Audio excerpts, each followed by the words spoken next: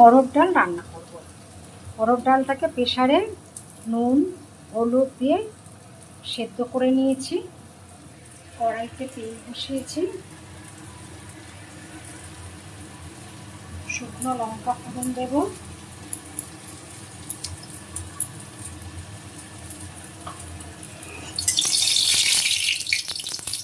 আর হচ্ছে সর্ষে ফোড়ন দেব, আর কারি পাতা ফোড়ন দেব।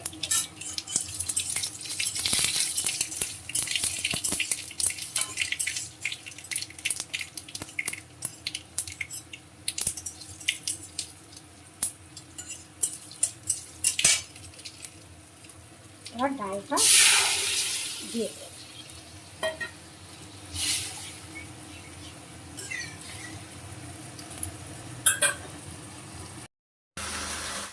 অরহর ডাল হয়ে গেছে, কমপ্লিট হয়ে গেছে অরহর ডাল।